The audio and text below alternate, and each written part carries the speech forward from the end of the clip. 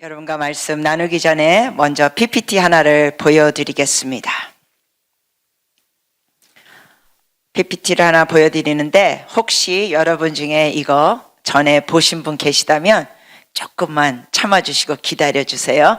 여러분 중에 이거 아시는 분은 나 저거 알아 저렇게 이렇게 하는 거야 하시면서 막 이 입이 막 가만히 있지 못하시는 분은 이제 내적 치유가 많이 필요한 증상이 드러나는 것입니다. 다른 사람들한테 딴 사람이 모르는 걸 자기는 안다는 걸 좀 막 인정받고 싶어하는 그런 욕구예요. 조금만 기다려주세요. 여러분 여기 보시면 점이 몇 개 있습니까? 9개 있죠. 3개씩 3줄로 있습니다.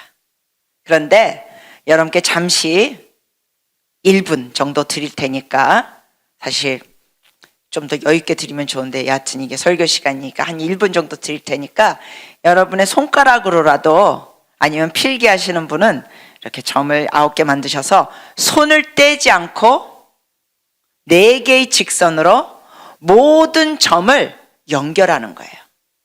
그러니까 다르게 말씀드리자면 손을 떼지 않고 4개의 직선으로 모든 점을 통과하는 겁니다. 손 떼지 않고요. 그러니까 한 줄 걷다 손 떼고 뭐 딴 줄 걷다 이게 아니라 쭉쭉쭉쭉 4번 손 떼지 않고 직선으로 그으시면서 모든 9개의 점을 통과합니다. 한번 해보세요. 1분 드리겠습니다.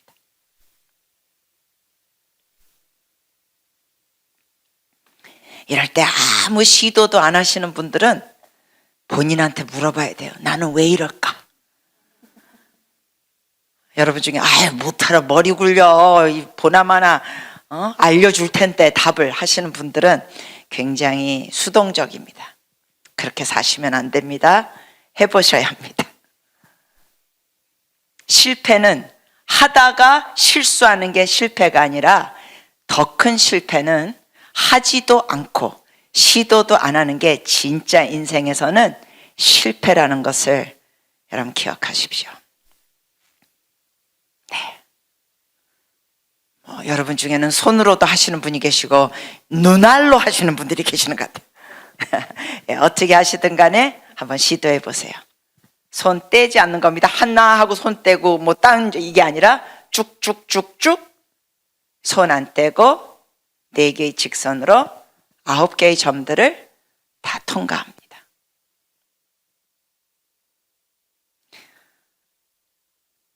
네. 잘 돼요? 잘 안 돼요? 잘 안 되죠.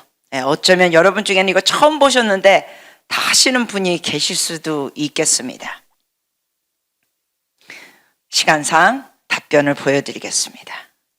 자, 손 떼지 않고 4개의 직선으로 모든 9개의 점을 통과합니다. 하나, 뭐 했습니까? 3개의 점을 지나갔죠. 손 떼지 않고 가는 겁니다. 둘, 또 뭐 했습니까? 역시 지나갔습니다. 셋, 넷. 다시 보여드릴게요. 하나, 점을 지나갑니다. 둘, 또 내려가면서 점을 지나갑니다. 셋, 넷. 이렇게 보여드리는데도 아직도 헷갈리시는 분, 주님께서 변함없이 사랑하십니다. 네, 이젠 화면 내려주셔도 되고요. 여러분, 왜 이게 처음에 잘 안 됐습니까?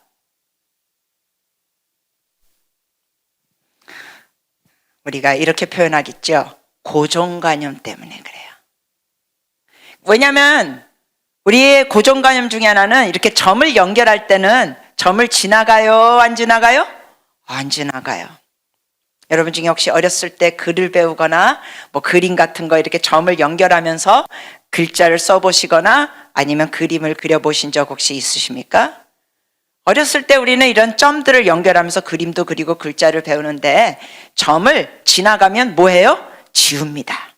그리고 딱딱딱딱 점을 연결합니다. 고정관념. 어렸을 때부터 했던 그러한 습관과 고정관념이 우리로 인하여 이 점을 지나가지 못하게 합니다. 지나가면 안 될 거라고 생각합니다.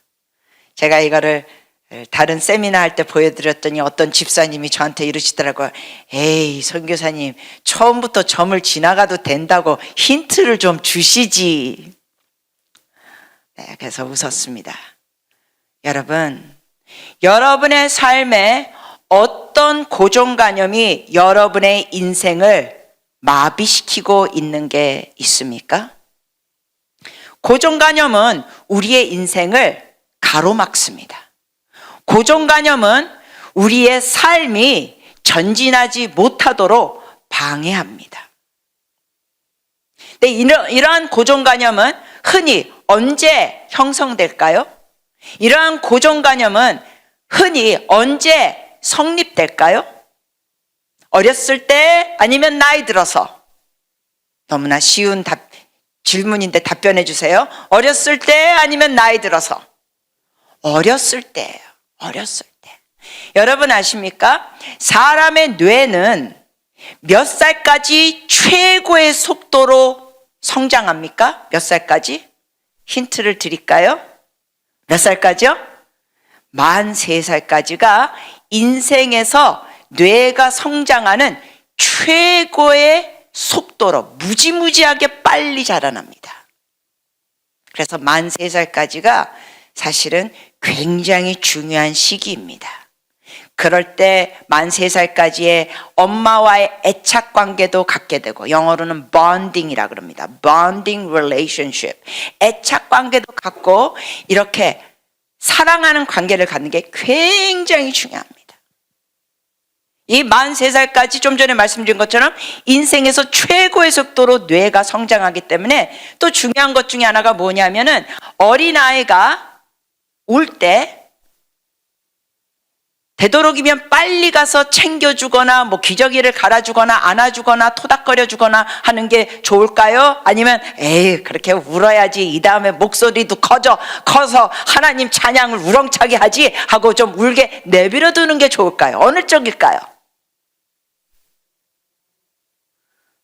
네. 되도록이면 빨리 애를 토닥거려 주거나 뭐 기저귀를 갈아주거나, 애들이 울 때는 몇 가지 안 되죠.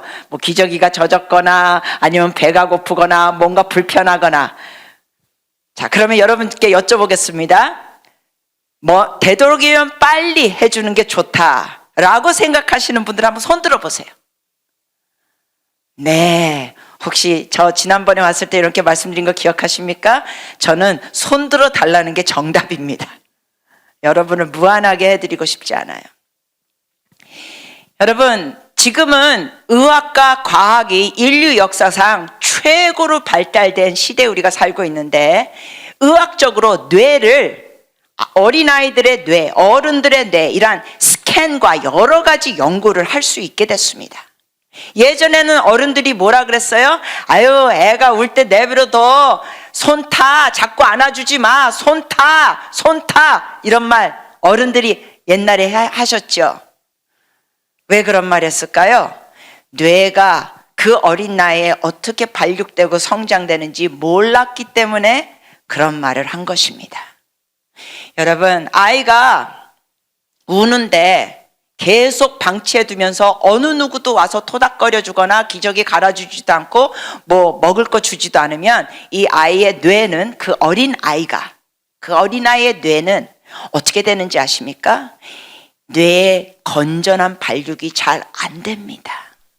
심지어 그 어린아이의 무의식 속에 어떠한 사고방식이 자리 잡게 되는지 아십니까? 울어도 아무도 오지 않을 때 그 어린아이의 뇌에는 무의식 속에, 여러분 이게 무의식 속입니다. 무의식 속에 이런 생각을 가지게 됩니다. 아무도 나를 도와주러 오지 않는구나. 여러분, 이렇게 성장한 사람은 나중에 성인이 돼서, 청년이 돼서, 뭐 사춘기 청소년이 돼서도 뭔가 시도할까요? 아니면 쉽게 포기할까요? 쉽게 포기를 한다는 겁니다. 이미 뇌 속에 그러한 무의식 속에 이런 부정적인 것이 깔려 있다는 거예요. 놀랍죠? 여러분 중에 연세가 드신 분들, 앞으로 여러분의 손자들, 손녀들 있으면, 아니면 지금이라도 어린 손주들이 있다면, 여러분 되도록이면 빨리빨리 그 아이들의 울음을 멈추도록 챙겨주시는 지혜로운 자들이 되시기를 축복합니다. 그리고 아직 결혼 안 하셔가지고 앞으로 결혼하셔서 아이 낳으실 분들도 마찬가지예요. 즉각 되도록이면은 챙겨주셔서 여러분의 후손의 그 뇌가 아주 건강하게 발육되기를 축복합니다. 우리는 이런 걸 배워야 돼요. 몰랐기 때문에 못했던 것들이 있어요. 몰랐기 때문에 안 했던 것들이 있다는 겁니다. 그렇기 때문에 우리는 배워야 합니다. 언제까지 배워야 할까요? 그렇죠. 죽을 때까지 배워야 합니다. 사실 불과 한 30년 전에만 해도 뇌가 24, 5살이면 이제 발육이 멈춘다, 성장이 멈춘다라고 뇌학자들이 가르쳤습니다. 근데 좀 전에 말씀드린 것처럼 지금은 의학과 모든 면으로 기가 막히게 지금 발달이 된 시대라서 그 가르침이 완전히 잘못된 가르침이라는 게 발견이 됐습니다. 무슨 얘기냐고요? 예전에는 23, 4, 5살까지 뇌가 성장하고 그 이후부터는 계속 뇌가 후퇴된다, 나빠진다, 머리가 나빠진다. 그렇기 때문에 흔히 사람들이 아유 내가 요즘 머리가 나빠져, 나이가 좀 들면서 아유 머리가 나빠져, 이런 말을 쉽게 마치 뭐처럼 말했냐고요? 마치 진리처럼, 절대적인 팩트처럼, 절대적인 사실처럼 말했습니다. 그런데 여러분, 그것도 잘못된 것이라는 걸 발견하게 됐습니다. 연세 드신 25세 이상의 여러분들에게 희소식을 알려드립니다. 25세가 넘어도 여러분이 계속 새로운 걸 배우고 자꾸만 손가락으로 뭐 그림도 그리고 뭔가 손으로 움직이고 바느질도 알고 손으로 자꾸 주물르고 등등, 이 손과 뇌가 영향됐기 때문에요. 뭐 악기들을 다루고 등등등 이렇게 자꾸만 뭔가 새로운 걸 배우고 하면은 25세 이후에도 뇌가 성장합니다. 와우, 이거 좋은 소식 아니에요, 여러분? 그래서 혼자 있을 때도 막 이렇게 하고 찬양할 때 크게 박수 치면서 막 하십시오. 왜냐하면 찬양하면서 이 신경이 자극되면서 여러분의 뇌에 좋습니다.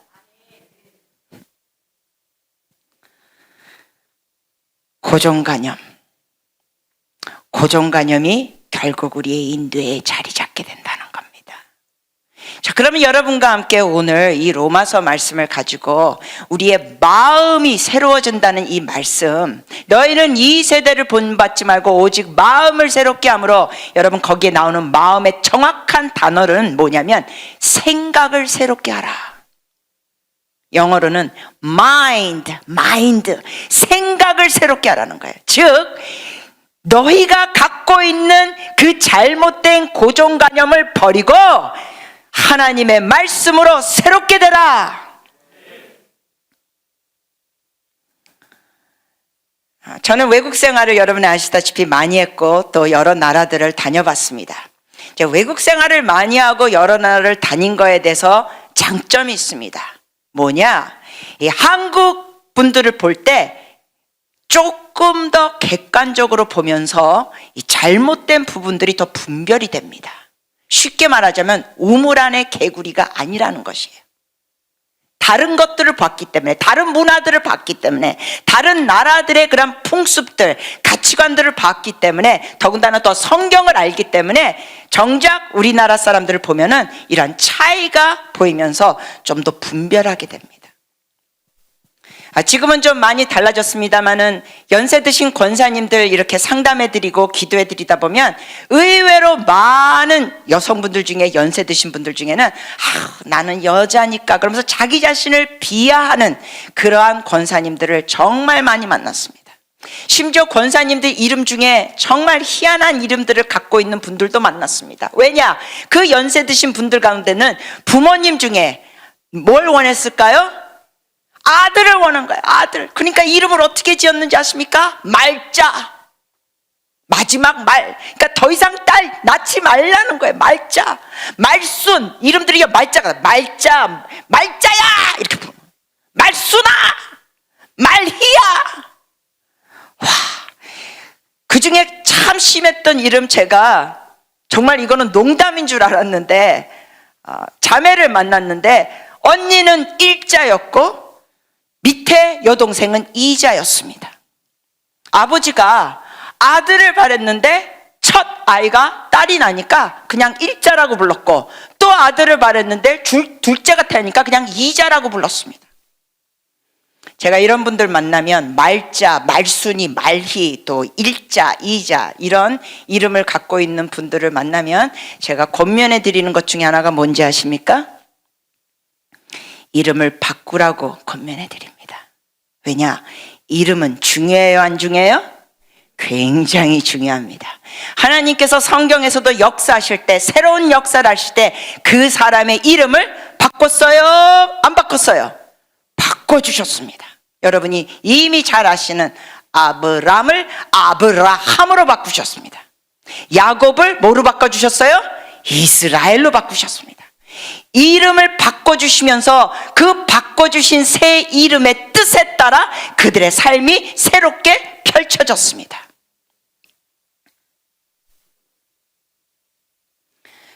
저의 이름 크리스티도 영어 이름, 예배 중에 주님께서 말씀하신 겁니다. 내가 너에게 새 이름을 주리라. 그리고 너의 삶에, 그리고 너의 사역에 새로운 역사를 하리라. 주님이 말씀하셨어요. 그러면서 크리스티. 여러분, 저의 그 크리스티 이름 뜻이 뭐냐고요? 기름 부은 자입니다. 뜻이 좋죠? 네, 진짜 완전 좋은 뜻입니다. 영어 철자로는 그리스도가 C-H-R-I-S-T, Christ, 그리스도입니다. 그 Christ, C-H-R-I-S-T에다가 알파벳 Y만 붙이면 크리스티가 됩니다. 그리스도라는 이름 뜻이 뭐냐고요? 기름 부음 받은 자라는 뜻이거든요. 잘못된 고정관념 때문에 인생이 완전히 멈추고 마비되는 분들이 계시는데, 여러분, 오늘 이 예배 시간을 통하여 저는 여러분께 자기 자신을 점검하는 시간을 가지시기를 축복합니다. 그러면서 여러분이 갖고 있는 잘못된 고정관념, 잘못 내린 결론, 잘못 가지고 있는 생각들을 십자가 앞에 버리는 시간이 되기를 축복합니다. 우리가 어렸을 때 어떠한 경험을 하게 되면, 여러분께 좀 전에 말씀드렸죠. 어린아이는 3살까지 뇌가 최고의 속도로 성장하고 그 이후에도 아이들은 무지무지하게 빨리 배웁니다. 특히 뭐를 많이 빨리 배우는지 아십니까? 어른들이 늦게 배우는 거, 애들은 뭘 빨리 배워요? 그 중에 하나가 뭐예요? 언어예요, 언어. 여러분, 어른이 돼가지고 외국어 배워보려고 해보셨습니까? 보통 힘든 게 아닙니다. 저 같은 경우는 한국에서 한문을 제대로 배우지 못하고 외국에 가서 살기 때문에 한문을 좀 배우고 싶더라고요. 신문 보니까 한문이 어찌 많이 나오는지 답답했어요. 그래서 어린아이들의 그 한문 책 샀습니다.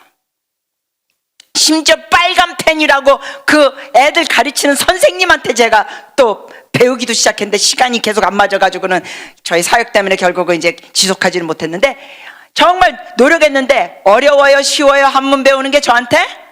아유, 뭐 어렵더라고요. 웬 긋는 게 그리 많은지. 세종대왕께 새롭게 감사드렸습니다.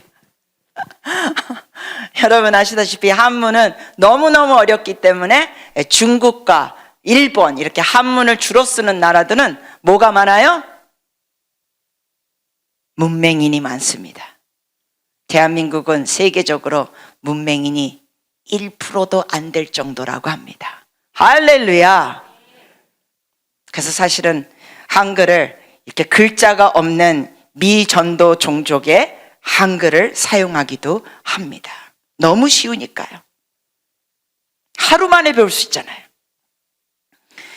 네, 어린아이들은 언어만 빨리 배우는 게 아니라 그 어린 시절에 보면서, 관찰하면서 부모님이 서로를 어떻게 대하는 거 그냥 보면서 습득이 돼버립니다. 눈으로 보고 귀로 들으면서 습득이 돼버려요, 어렸을 때는. 그래서 애들 앞에서 싸우면 돼요, 안 돼요? 안 되는 거예요. 어린애들 앞에서 갈라서 우리 이혼해! 막 이런 말 하시면 안 돼요. 애들이 좀 더 큰 다음에 만약에 뭐 이혼하는 일이 있더라도 뭔가 애들이 좀 발육한 다음에 해야지, 어렸을 때 그런 거를 보고 듣고 하다 보면 이게 완전히 무의식 속에 들어간다는 거예요. 잠재의식 속에 들어가요. 그러면 여러분께 여쭤봅니다. 여러분은 어떤 것을 보고 들으면서 어떤 고정관념을 갖게 되셨습니까? 좀 전에 말씀드린 것처럼 여성분들 중에는 난 여자니까 뭐 이것도 못해 저것도 못해 라는 생각들, 아니면 여자로서 또 흔히 상담하다 보면 여자면 그냥 예쁘기라도 해야 되는데 예쁘지도 않고 머리도 안 좋고 난 정말 제대로 하는 게 아무것도 없으니까 나는 너무 무능해 라고 생각하는 여성분들 굉장히 많아요. 여기 계신 우리 여성분들 잘 들으십시오. 하나님의 진리는 여러분이 주님의 귀한 딸입니다. 주님께서는 여러분을 어여쁜 자라고 부르십니다. 그리고 남자분들은 뭘 중요시 여겨요? 돈, 능력. 요즘은 피부와 외모도 중요시 여기는 남자들이 많이 늘었다고 합니다. 그렇지만 이렇게 맞선을 보거나 할 때 이 아가씨가 남자를 볼 때 우선순위라는 건 피부가 아니라는 사실이죠. 남자의 그 능력. 근데 여러분, 남자의 능력이 통장 그 번호로 결정되지 않고 인간적으로 갖고 있는 그러한 능력으로 결론되지 않습니다. 여기 계신 남자분들, 주님께서 여러분에게 말씀하십니다. 너는 나의 귀한 아들이라. 즉, 여러분, 우리가 이 생각을 새롭게 함으로 변화를 받아 하나님의 선하시고 기뻐하시고 온전하신 뜻이 무엇인지 분별해야 되는데, 중요한 것 중에 하나가 뭐냐면 우리 자신이 누군지를 알아야 합니다.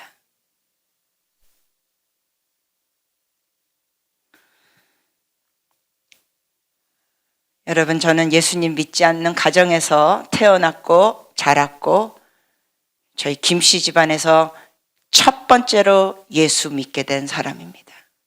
그런데 예수님을 믿지 않는 가정에서 자라다 보니까, 주님을 모르는 부모님 밑에서 자라다 보니까 안 좋은 걸 보고 듣고 경험했습니다. 그러다 보니까 제 마음속에는 잘못된 고정관념들이 많이 있었을까요? 적게 있었을까요? 많이 있었습니다. 많이 있었습니다. 부모님의 그 말 한마디가 칼처럼 꽂히는 거예요. 왜? 부모는 자식에게 어마어마한 권위자입니다. 그 말 한마디가 특히 어린 자녀일수록 그 말이 화살처럼 꽂혀버립니다. 10대 때 저희 아버지가 날 닮았으면 이쁠 텐데, 그 한마디, 여러분, 저희 아버지가 그거를 10번 말씀하신 것도 아니었어요. 뭐 5번 말씀하신 것도 아니었어요. 한 번이었어요. 한 번. 날 닮았으면 이쁠 텐데. 그 한 번의 그 말이 칼처럼 꽂히는 거예요. 그러면서 저는 10대 때 무슨 생각을 했을까요? 내가복음 3장 16절입니다. 나는 아빠를 닮지 않아서 이쁘지 않다. 지가복음 3장 16절입니다. 이게 진리처럼 와닿은 거예요. 애들한테 놀림 당했습니다. 왕따 당했습니다. 부모님이 3살 때부터 저하고 같이 계시지도 않았습니다. 만 3살 때부터 저는 할머니 밑에서 자랐습니다. 부모님은 그 당시에 헤어졌습니다. 어쩔 수 없이 먹고 살기가 힘들어서 헤어졌습니다. 그렇지만 3살짜리가 먹고 살기 어려워서 부모님이 헤어진 거, 집에 없는 거 이해해요? 못해요? 전혀 못하죠. 이 3살짜리의 마음에는 부모님이 집에 안 계시니까 어떤 이 잠재의식 속에 어떤 고정관념이 들어가게 됐을까요? 엄마 아빠가 나를 뭐 했다? 버렸다. 왜냐하면 어린아이는 이런 걸 모르니까 어린아이 수준에서 그 의미를 갖게 된다는 거예요. 이래서 어렸을 때 경험이 너무너무 중요합니다. 어렸을 때 가르침이 너무너무 중요합니다. 근데 감사한 것은 예수님 믿으면서 우리는 변화될 수 있습니다. 예수님을 통하여 하나님의 진리를 통하여 우리는 달라질 수 있습니다.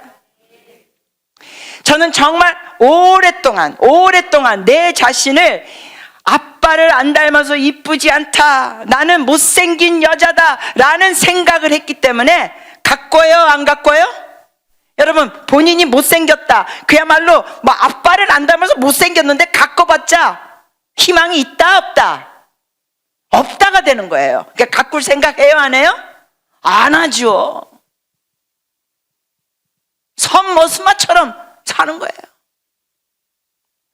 근데 주님의 진리가 그 생각을 다 바꿔놓으셨습니다. 하나님 앞에 나는 어여쁜 딸이다 그러면서 가꾸기 시작하니까 달라지는 거예요.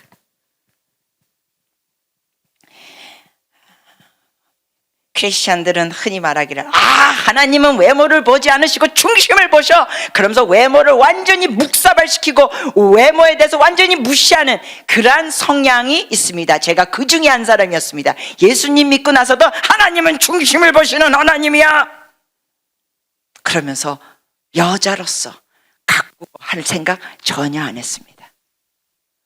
나중에 저희 아버지가 예수님을 믿고 나서 저희 아버지가 한 59 환갑 때 예수님을 믿게 돼서 59, 60세 때쯤 예수님 믿고 나셔가지고 저한테 이러시더라고요. 크리스티, 하나님은 중심을 보시지만 남자는 외모를 본단다. 외모에 조금 더 신경 써라. 근데 그때도 그렇게 깊게 와닿지 않았어요. 근데 여러분, 하나님의 진리와 하나님의 사랑 자꾸만 배우게 되면서 변화가 오게 됐습니다. 저 화장하는 거 어디서 배웠는지 아세요? 유튜브에서 배웠습니다. 공짜로 배웠습니다. 주님은 중심을 보시지만 우리는 사람입니다. 사람이 사람을 대하는 것으로 우리가 또한 해야 할 것들도 있다는 것입니다.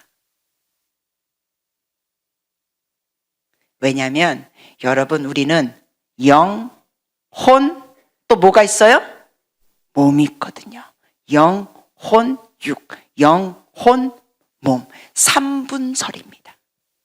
우리는 3가지로 만들어진 존재들입니다. 제가 내적 치유를 강의할 때 어떤 목사님은 이러시더라고요. 그런즉 새 피조물이 되었는데, 예수 믿으면 새 피조물이 되는데 무슨 내적 치유야? 내적 치유 그건 다 필요도 없는 거야. 새 피조물이 됐어. 아니에요. 새 피조물이 된 건 어느 부분일까요? 영, 혼, 몸의 어느 부분일까요? 영이에요. 여러분, 예수님 믿을 때 여러분의 죽었던 영이 거듭나는 겁니다. 할렐루야, 살아나는 겁니다. 어둠 속에 있었던 우리의 영이, 죽어 있었던 영이 예수님을 믿으면서 살아납니다. 그러면서 주의 빛이 들어옵니다. 그래서 우리는 빛의 자녀가 됩니다. 그러나 여러분과 저가 예수님 믿었을 때 체중의 변화가 있었습니까? 여러분이 예수님 믿었다 그래서 피부가 달라졌습니까? 여러분이 예수님 믿는다 그러면서 여러분의 몸에 뭔가 머리칼이 갑자기 길어졌습니까? 삼손처럼? 아니죠. 왜? 몸은 또 딴 거이기 때문에. 그리고 여러분이 예수님을 믿었더라도 여러분의 잘못된 고정관념들, 잘못된 생각들이 모두 다 하루아침에 바뀌었습니까? 대답해 주세요. 바뀌었습니까? 아니거든요. 여러분, 내적 치유가 뭐가 필요한지 아십니까? 예수님과 동의하는 생각들을 자꾸만 갖게 되는 겁니다. 제가 지난번에 여러분께 말씀드렸을 때 동계순을 말씀드렸습니다. 기억하십니까? 삼행시 동, 계, 순. 동은 뭐였어요? 하나님의 말씀에 뭐 하자? 동의하자. 계는 뭐였어요? 뭘 추구하자? 뭘 강구하자? 계시. 성령의 계시. 성령의 계시를 받을 때 하나님의 이 성경의 말씀이 살아 역사합니다, 우리에게. 그래서 순이 뭐였어요? 순종이거든요. 그래서 우리는 우리 자신을 알아야 됩니다. 우리 자신을 아는데 중요한 것은 우리는 예수님 믿으면서 우리의 영이 완전히 새 피조물이 됩니다. 그러나 우리의 혼, 즉 우리의 생각의 범위에는 계속 새롭게 돼야 합니다. 그걸 어떻게 새롭게 하느냐? 우선 몇 가지 여러분과 나누겠습니다. 이게 새로워져야 우리의 삶이 달라집니다. 생각이 바뀌면 감정도 바뀝니다. 생각이 바뀌면 행동이 달라집니다. 그럼 우리의 생각을 바꾸는 것 이렇게 여러분께 말씀드리겠습니다. 주님과 위대한 교환을 하십시오. 주님과 어떤 위대한 교환이냐고요? 내가 갖고 있는 고정관념을 주님 앞에 내려놓고 주님의 생각을 받는 것입니다. 좀 전에 말씀드린 것처럼 아유 난 여자니까 하는 것도 없어. 아유 여자면 예뻐야 되는데 예쁘지도 않고 머리도 나쁘고 등등등. 이거는 마귀의 속임수입니다. 속지 마십시오. 우리 같이 한번 고백할까요? 여러분, 우리가 주님 앞에 이 위대한 교환할 때는 우리의 잘못된 생각을 주님 앞에 버리면서 내려놓으면서 주님의 그 진리를 취하는 것입니다. 같이 한번 해보시겠습니다. 주님, 저 자신을 무가치하게 여겼던 것 예수님의 이름으로 버립니다. 그건 진리가 아닙니다. 예수님의 이름으로 끊습니다. 자, 버리는 작업이에요. 그 다음에 뭐 하는 거예요? 이제 주님의 진리를 취하는 것이죠. 주님 앞에서 저는 소중한 사람입니다. 존귀한 사람입니다. 천하보다 귀한 사람입니다. 이런 걸 자꾸만 여러분 입술로 계속 고백하세요. 제가 2부 예배 때는 감사에 대해서 말씀을 전할 건데 감사도 마찬가지. 입술로 고백하세요. 여러분 오늘 아침에 일어나셔가지고 교회에 오기까지 몇 번이나 감사합니다를 고백하셨습니까? 저는 셀 수 없이 여러 번 고백했습니다. 아침에 일어나서 주님 감사합니다. 새로운 아침 주셔서 감사합니다. 씻으면서도 감사합니다. 주님. 오늘 설교할 걸 생각하면서 주님 은혜를 주실 거 믿고 감사합니다. 감사를 계속 입술로 선포하는 거예요. 왜? 우리의 이 입술을 통하여 선포하는 것에는 파워가 있습니다. 힘이 있습니다. 권세가 있습니다.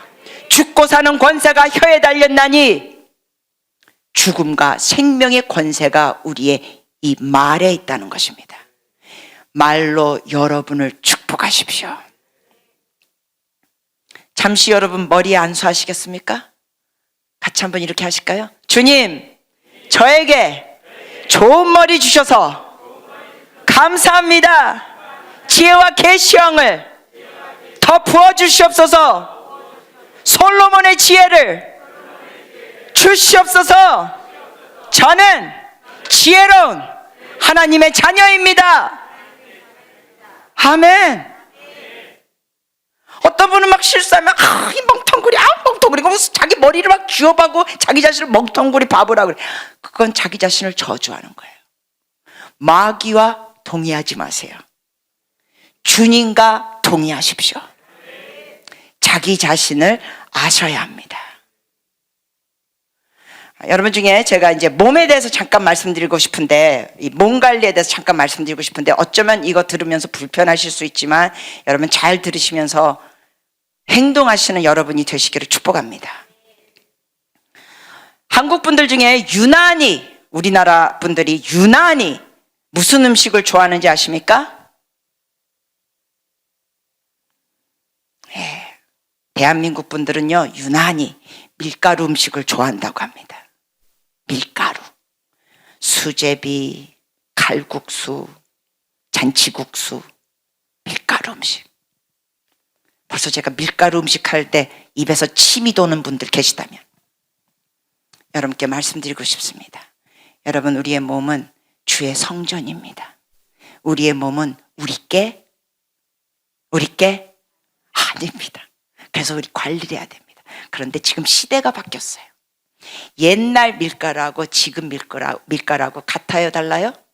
달라요. 지금 밀가루는 뭐가 다르냐고요? 유전자 조작이 많이 된 밀가루예요. 유전자 변형이 됐어요. 그래서 밀가루 음식을 줄이시기를 축복합니다. 네, 별로 아멘이 안 나오십니까? 다시 한번 여러분, 특히 밀가루 좋아하시는 분들, 주의 영광을 위하여. 이 밀가루 종류가 좀 전에 말씀드린 것처럼 변종이 되고 유전자 조작이 된 게 많기 때문에 밀가루 음식을 많이 드시면 몸에 뭐가 많이 생기는지 아십니까? 여러 가지가 있는데 그 중에 하나가 염증이 많이 생깁니다. 밀가루 음식을 많이 드시면 몸에 염증이 많이 생깁니다. 뽀로지도 많이 납니다. 혈관도 많이 막힙니다. 혈관이 자꾸 막히다 보면 특히 어디 혈관이 막힐 때 굉장히 위험합니까? 뇌혈관. 밀가루 음식을 줄이시는 것이 성전 관리하는 것 중에 하나입니다. 밀가루 음식을 줄이시기를 축복합니다. 이런 걸 우리가 알아야 돼요. 쉽게 말하면 탄수화물을 줄이시기를 바랍니다. 그래야 여러분의 몸이 더 정신도 또렷또렷해지고 혈관이 막히는 게 이게 방지가 되니까 여러분의 혈액순환도 좋아집니다.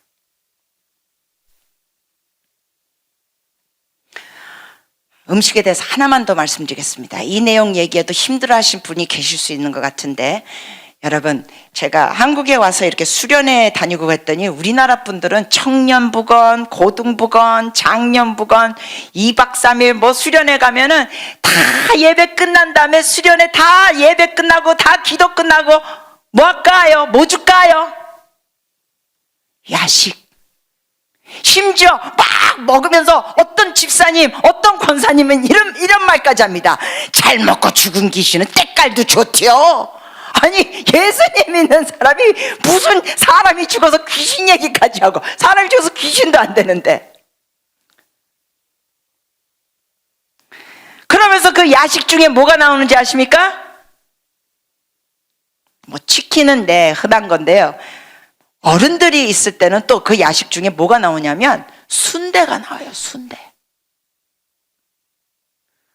여러분 중에 혹시 순대 좋아하시는 분 계십니까? 침이 꼴깍 넘어가십니까?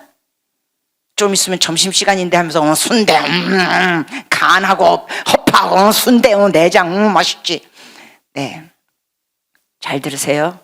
우리는 구약에 있는 율법 시대 음식 뭘 먹지 말라, 뭐 비닐 없는 생선들 먹지 말라 이런 거에 묵힐 필요 있어요, 없어요? 자, 대답해 주세요. 있어요, 없어요? 없습니다. 없습니다. 할렐루야. 이제는 우리가 뭐 낙지도 먹을 수 있고 그 구약 시절에 먹지 말라는 거 우리는 먹을 수 있어요. 근데 단 한 가지, 아니 조금 더 구체적으로 얘기하면 두 가지인데 우선 한 가지를 강조하겠습니다. 한 가지는 신약에 와서도 먹지 말라고 하셨습니다. 뭐게요? 제가 좀 전에 얘기했잖아요. 순대. 순대는 거기에 뭐가 많이 들어가서 만들어졌죠? 피.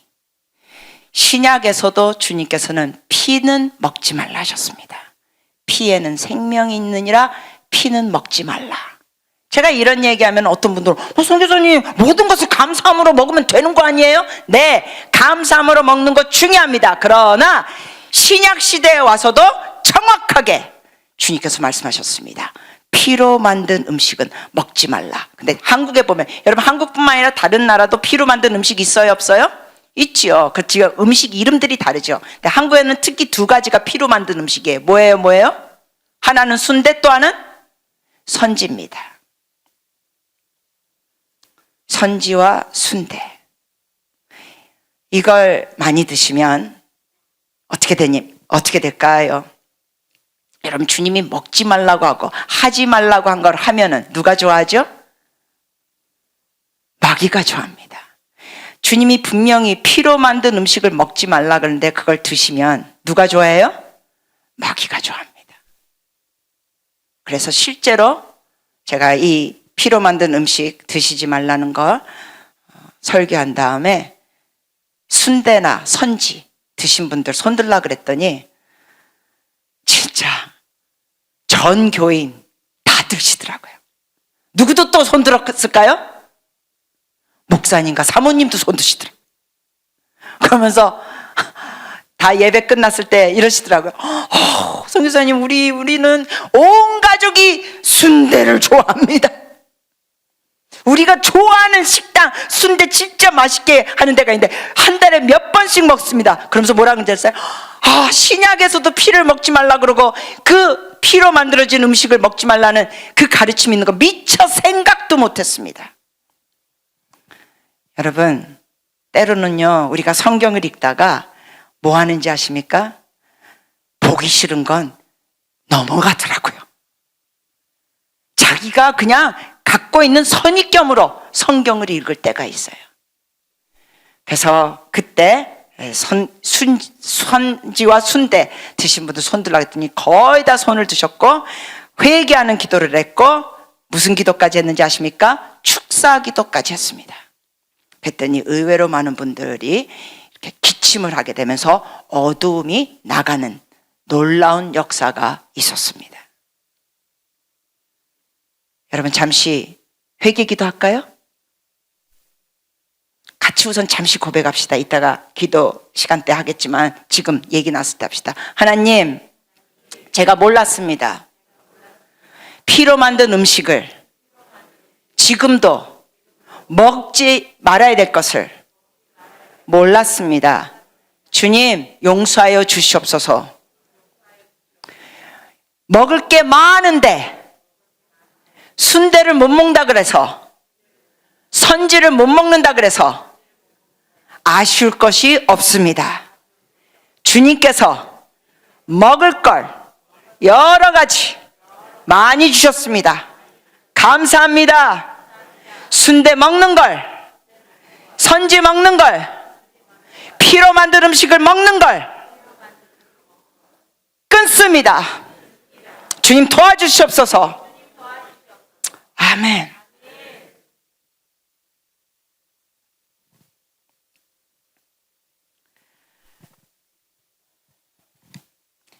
너희는 이 세대를 본받지 말고 오직 마음을 새롭게 하므로 변화를 받아 하나님의 선하시고 기뻐하시고 온전하신 뜻이 무엇인지 분별하도록 하라.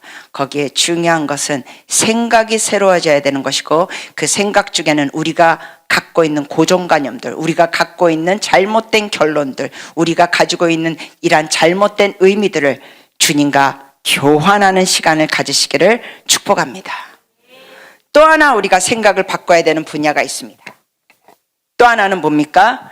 하나님에 관한 우리의 잘못된 생각을 버려야 합니다.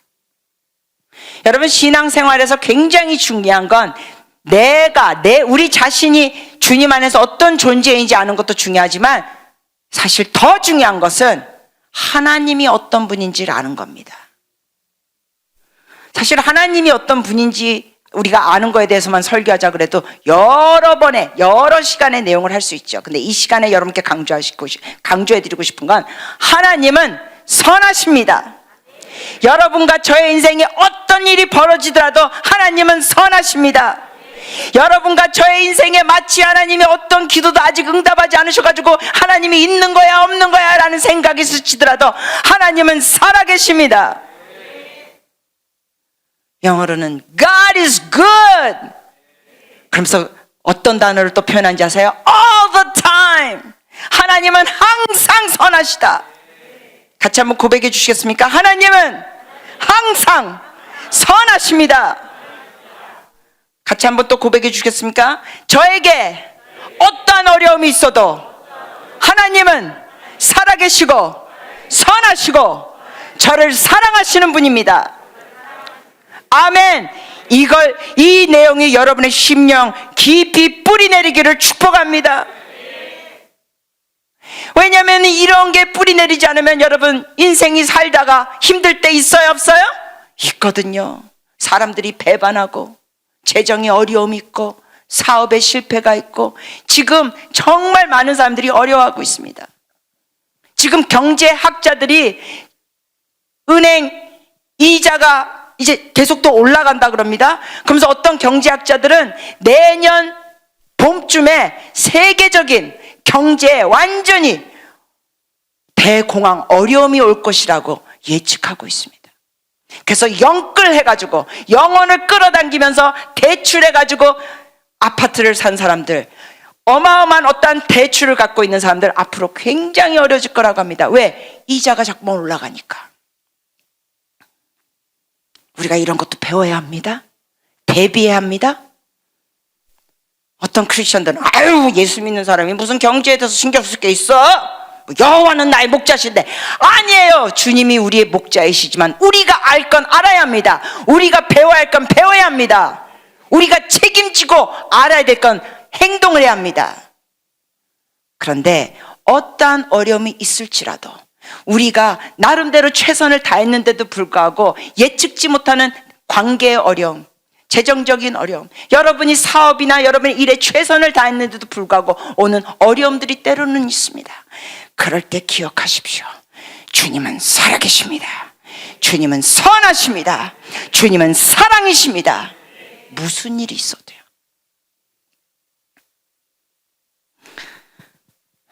여러분 아십니까?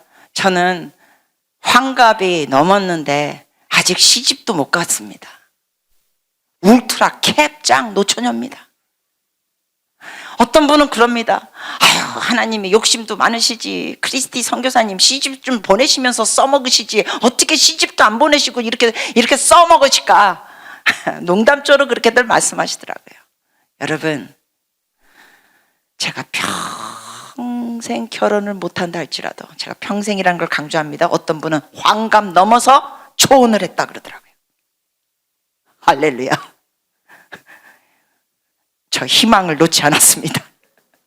어떤 전도사님이 환갑 넘어서 초혼을 하셨대요. 그것도 초혼을 하는 남자와. 와우.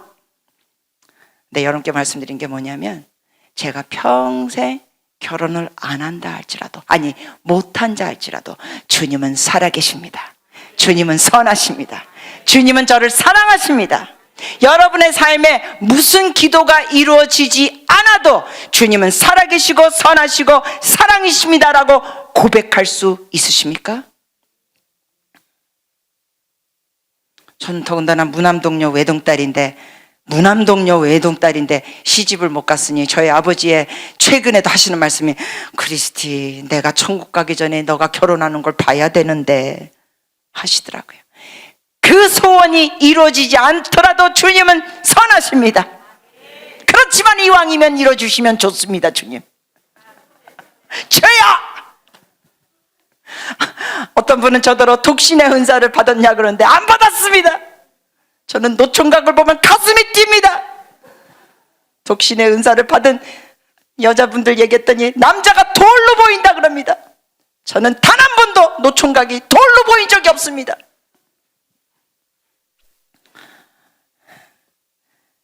우리의 삶에 우리가 바라는 거, 기도하는 거, 예상치 못한 어떠한 일들이 있더라도 주님은 선하십니다. 살아계십니다.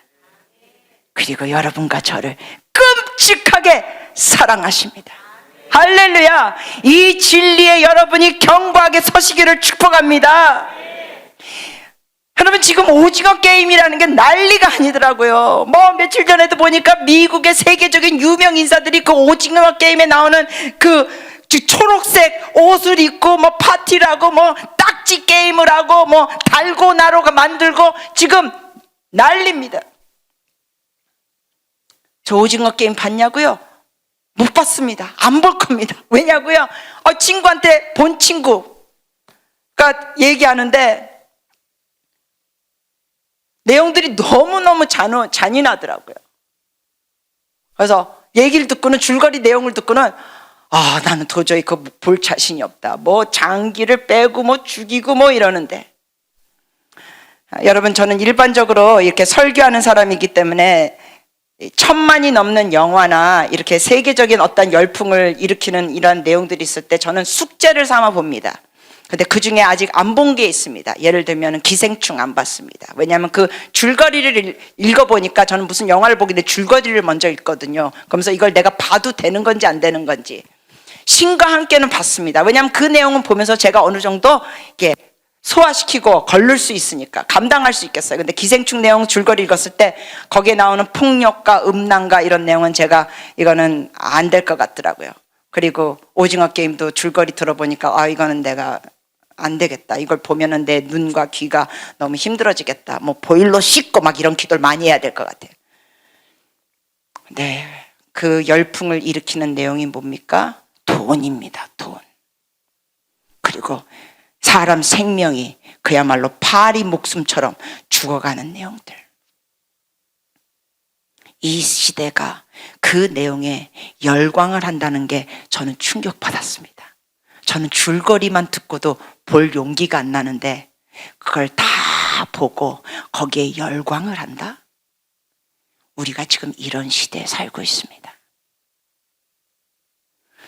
어느 미국 목사님이 설교하시는데 이러시더라고요. 지금의 음란과 포르노와 야동은 앞으로 있을 거에 비하면 이거는 완전히 애들 놀이 수준이다. 왜냐? 앞으로는 AI가 발달되면서 그 사람 모습의 인형을 만들어서 심지어 피부까지 사람 피부처럼 만들어가지고 그 음란 행위가 지금 야한 동영상으로 보는 차원하고는 완전히 다른 차원, 심지어 할로그램 같은 걸 사용해서 이러한 음란물과 포르노가 나올 것이기 때문에 앞으로 나올 이 음란은 지금에 비하면 이거는 정말 상상을 초월한다. 앞으로는 음란과 이런 포르노가 정말 극대화되면서 기가 막히게 악한 면으로 사람들이 더 빠지게 될 거다라는 거예요. 여러분, 그러한 시대가 올 걸 준비하시면서 여러분의 생각이 새로워지시기를 축복합니다. 말씀으로 무장되시기를 축복합니다. 경고하시기를 축복합니다. 왜냐하면 날이 갈수록, 시간이 갈수록 알곡과 가라지가 구별되는 겁니다. 그럴 때 우리는 알곡으로 서 있어야 합니다. 수많은 교회 안에 가라지가 있는 거 아시죠? 수많은 교회에 가라지가 있고, 다르게 말하자면 수많은 교회에 짝퉁들이 있습니다. 경건한 척, 거룩한 척, 성도인 척, 심지어 직분을 가진 장로, 권사, 심지어 전도사, 목사 등등 겉모습은 그렇게 할 수 있습니다만은 하나님 앞에서 가라지들이 있습니다. 여러분은 알곡들이 되시기를 축복합니다. 알곡이 되기 위해서는 우리가 우리 자신이 누구인지 알아야 합니다. 알곡이 되기 위해서는 진짜 하나님이 어떤 분인지를 제대로 알아야 합니다.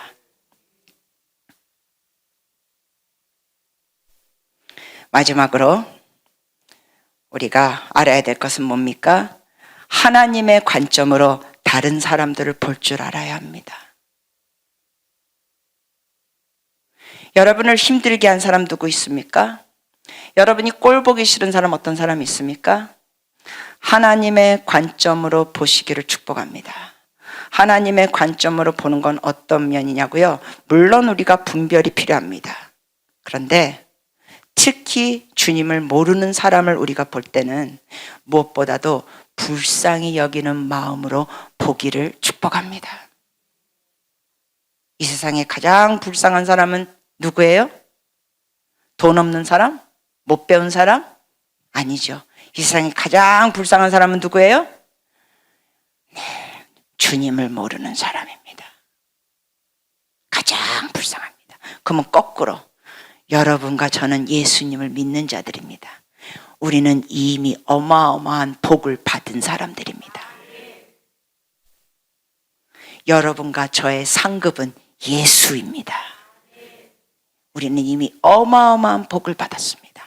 복을 받은 데서부터 우리는 복의 복을 더 받는 자로 나가는 것입니다.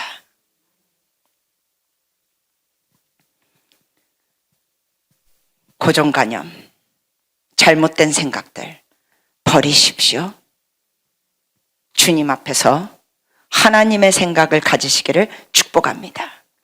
제가 마지막으로 여러분께 다윗에 대해서 말씀드리면서 우리가 마치고 기도하기 원합니다. 여러분, 다윗은 정말 멋진 남자였습니다. 특히 여자 입장에서 볼 때 다윗이 굉장히 멋진 남자예요. 왜? 용맹스럽죠? 그리고 뭐도 할 줄 알아요? 악기도 다룰 줄 알아요. 그리고 또 뭐예요? 시적이에요. 정말. 그리고 또 울 줄도 알아요. 여러분, 눈물 흘릴 줄 아는 남자 얼마나 멋있는지 아십니까? 다윗은 여러 면 용맹스러우면서도 그 부드러운 부분이 있었습니다. 근데 특히 사무엘상 30장 내용에 보면 다윗이 어마어마한 위기에 처합니다. 어떤 사건이 벌어졌습니까? 이 사건에서는 아멜렉 사람들이 와가지고 다윗이 딴 데 가서 싸우고 있었을 때 아멜렉 사람들이 와가지고 다윗과 그 용사들이 살고 있는 곳에 쳐들어와서 부인들과 자녀들과 그 모든 재물을 다 빼앗아간 상태였습니다. 돌아오 보니까 부인도 없고 자녀들도 없고 다 도둑질 당했어요. 이 상황에서 여러분, 참 이 사람이라는 게 너무 무섭죠? 그렇게 다윗을 따라왔던 남자들이 이 상황에서 다윗을 뭐 하려고 합니까? 쳐 죽이려고 합니다. 아니, 다윗이 잘못한 것도 아닌데 아멜렉 사람들이 와가지고 그렇게 약탈을 했는데 그 어려움을 겪으면서 같이 있었던 그 용사들, 남자들이 다윗을 돌로 쳐 죽이려고 합니다. 이럴 때 다윗은 뭐 했는지 아십니까? 여러분, 우리가 다윗의 이런 모습을 본받기를 바랍니다. 이럴 때 다윗은 누구에게 피했습니까? 누구에게 찾아갔습니까? 누구에게 부르짖었습니까? 하나님께 나갔습니다. 하나님께 나가가지고 힘을 얻고 주님께 여쭤보면서 다시 그 아멜렉 사람들 쫓아가서 찾아오는 역할을 합니다. 근데 여러분, 이 이야기를 보시면은 가다가 어떤 남정네들, 용사들 중에는 중간 지점에 너무 지쳐버립니다.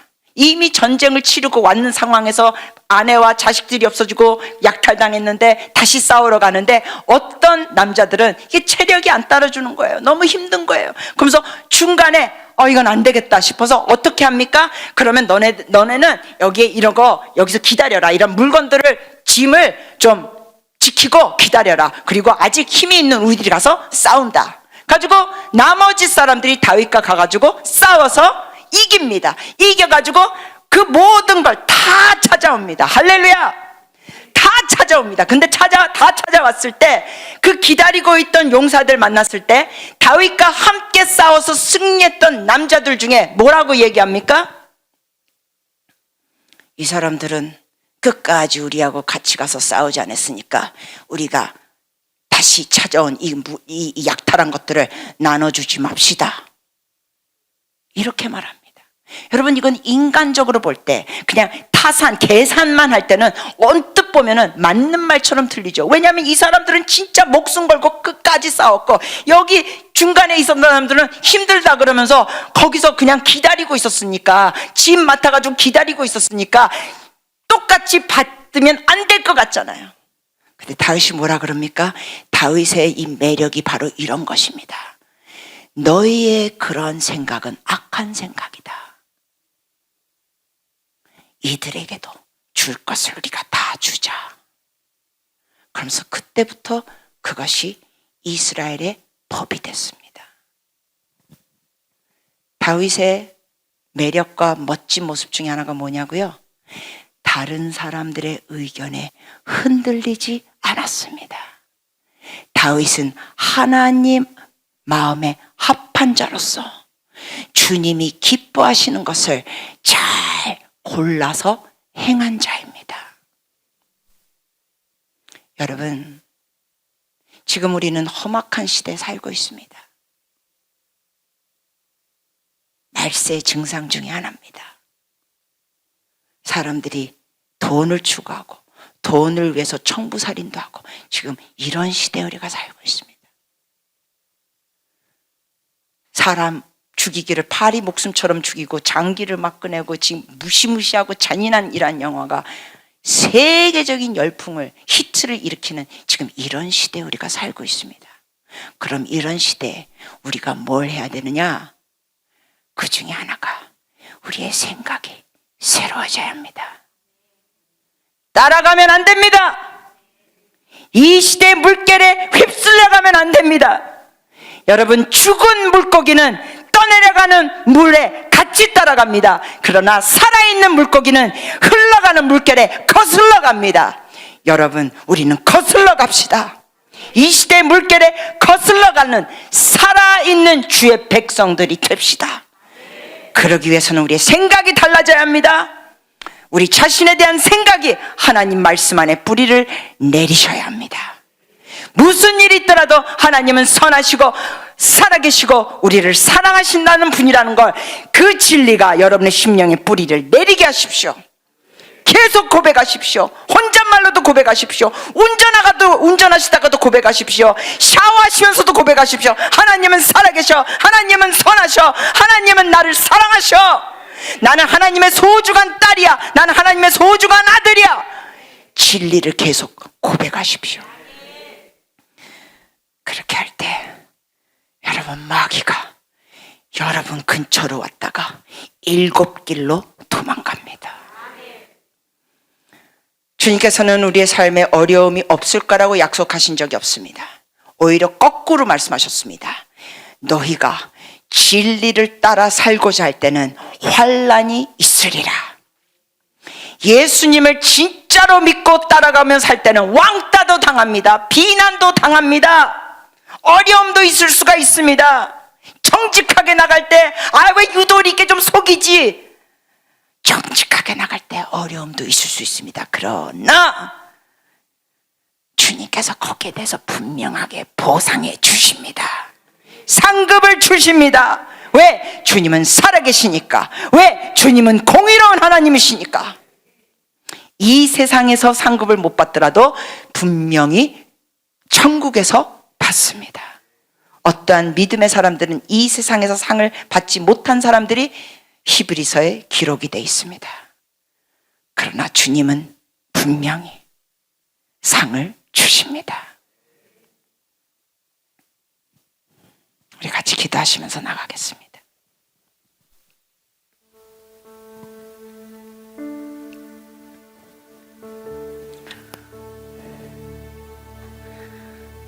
여러분, 눈 감으신 자세에서 한번 자기 자신을 점검해 보십시오.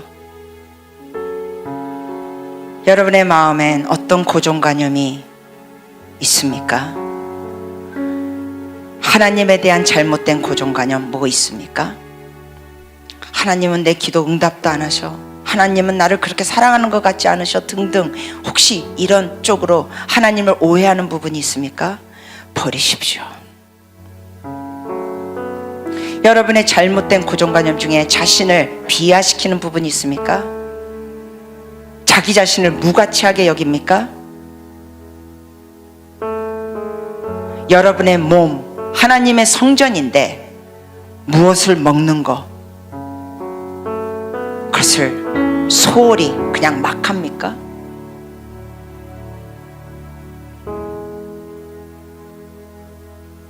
이 시간 점검해 보십시오. 성령님, 조명하여 주시옵소서. 우리의 삶과 우리의 심령을 조명하여 주시사 주님께서 기뻐하시지 않는 모습들 떠오르게 하시고 버리게 하여 주시옵소서.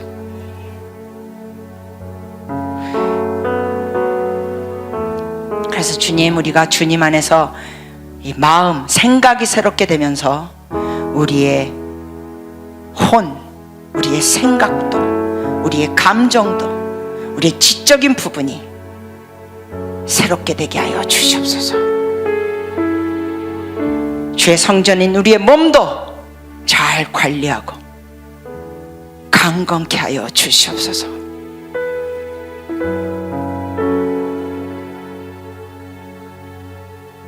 이 시간 눈 감으신 자세에서 여러분 결정을 내리시면 좋겠습니다. 여러분이 하나님의 말씀을 듣고 우리가 결정이 필요하고 또 나아가서 행동이 필요합니다. 오늘 이 시간에 여러분 중에 하나님, 저의 경험을 통하여 제가 내린 결론들, 그리고 살아오면서 가지게 된 고정관념들, 하나님에 대하여, 자신에 대하여, 또 다른 사람에 대하여, 주님, 잘못된 것들 이 시간 제가 버리겠습니다. 주님과 위대한 교환을 하면서 나가겠습니다 하시는 분들, 눈 감으신 자세에서 주님 앞에 손을 번쩍 드시겠습니까? 주님, 접니다. 주님, 잘못된 고정관념들 버리겠습니다. 제가 처음에 말씀드렸죠, 실패는 하다가 잘못해가지고 하는 게 실패가 아니라 더 심각한 실패는 시도조차 안 하는 게 실패입니다. 왜냐하면 시도하면서 우리는 실패하면서 배울 수 있습니다.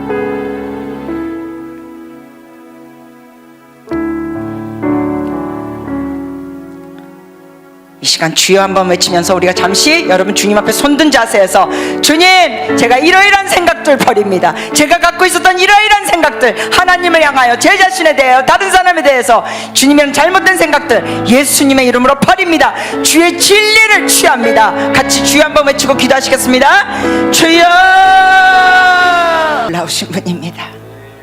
위대하신 분입니다. 능치 못할 것이 없는 분이십니다. 그 위대하시고 놀라우시고 광대하신 하나님이 우리 한 사람 한 사람을 목숨을 주시기까지 사랑하십니다. 여러분, 제가 아까 예배 드릴 때 여러분 중에 몸이 불편하신 분들이 계시고 그래서 잠시 그런 분들을 위해서 기도해 드리기 원합니다. 여러분, 안수 기도를 통하여서도 주님께서 치유하시지만 주님께서 직접 터치하시면서 여러분을 치유하십니다. 주님은 시간과 공간에 한계가 없는 분이십니다. 말씀으로 치유하십니다. 예수 그리스도께서 직접 여러분을 치유하십니다. 그래서 이 시간 치유하시는 하나님께 우리 자신을 맡겨드리겠습니다. 여러분 중에 몸이 불편하신 분 손 드십시오. 눈 감으시고 손 드십시오.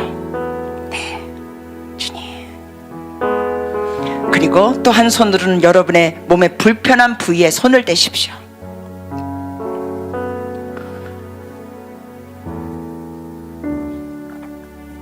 폐가 안 좋거나 기관지, 또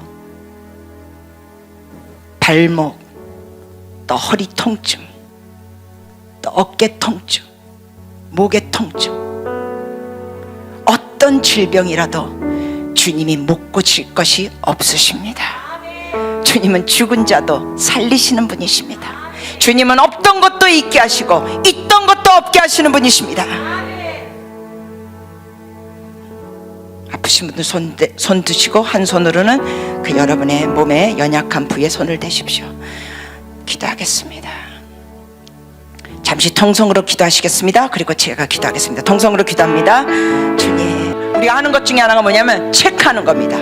혹시 전에 허리 움직이는 게 힘들었거나 무릎이나 발, 아무튼 여러분의 몸에 불편했던 거, 전에 못했던 걸 한번 시도해 보십시오. 전에 못했던 거, 아니면 통증의 차이가 있거나 해보십시오. 주님 앞에 체크하는 겁니다. 못해봤던 거 해보세요. 못해봤던 거, 잘 안 됐던 거 해보세요. 해보시면서, 아니면 또 여러분 몸속에 있는 것은 어떻게 우리가 체크하기는 지금은 어렵겠지만, 여하튼 절반 50%라도 뭔가 다르다. 여러분 꼭 100%까지 처음부터 안 가도 돼요. 주님께서는 점진적으로 치유하실 때도 있으니까요. 작게라도 역사하신 것에 대해서 우리가 감사하면서 나가실 때 주님이 더 하십니다. 50%라도 뭔가 다르다 하시는 분 손을 번쩍 드세요. 50%라도 뭔가 다르다. 네, 주님께 감사의 박수 드리겠습니다. 주님 감사합니다. 마무리 기도할게요. 주님, 100%를 구합니다. 완치시켜 주시옵소서. 다 통증, 종양, 모든 질병 예수 이름으로 선포할 때 무릎 꿇을 수밖에 없음을 감사드립니다. 주님의 이름 앞에는 귀신들도 떠나가고 질병도 떠나가고 모든 민족 족속이 주의 이름 앞에 무릎 꿇으니 감사합니다. 주님 하시옵소서. 아버지, 우리가 이 세대를 본받지 않는 자들이 되겠습니다. 우리의 생각이 새로워져서 변화를 받아 하나님의 선하시고 기뻐하시고 온전하신 뜻이 무엇인지 분별하면서 살아가게 하여 주시옵소서. 그래서 주님, 우리를 통하여 주변 사람들이 주님을 알게 하시고, 우리를 통하여 주변 사람들이 도움을 받게 하시고, 우리를 통하여 인생들이, 생명들이 복을 받게 하여 주시옵소서. 우리를 축복의 통로로 사용하여 주시옵소서. 감사드리고 예수님의 이름으로 기도합니다. 아멘. 여러분, 격려해드립니다. 우리 뇌는 계속 좋아질 수 있습니다. 성경 소리내서 읽으십시오. 필사하십시오. 소리내서 찬양하십시오. 교회 이 예배 드리면서 찬양하는 것도 좋지만 여러분 혼자서도 마음껏 주의 이름을 높이십시오. 그러면서 주님과 동행하는 여러분들이 되시기를 축복합니다.